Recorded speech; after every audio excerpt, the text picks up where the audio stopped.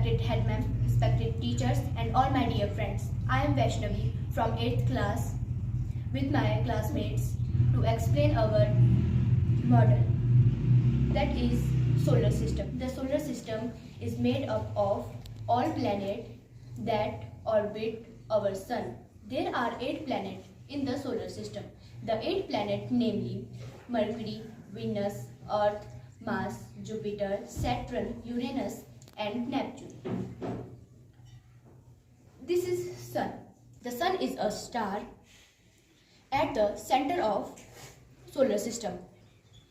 Mercury is the smallest planet in the solar system. It is closest to the sun. It is orbit period 88 days. Venus is the second planet from the sun and the hottest and brightest planet in the solar system. Earth is the third nearest planet from the sun. It is also called the blue planet. It is a part of solar system. This is Mars. Mars is the 4th planet from the sun in the solar system, which is known as red planet. Jupiter is the 5th planet from the sun and the largest planet in the solar system. Saturn is the 6th planet from the sun and second largest planet in our solar system.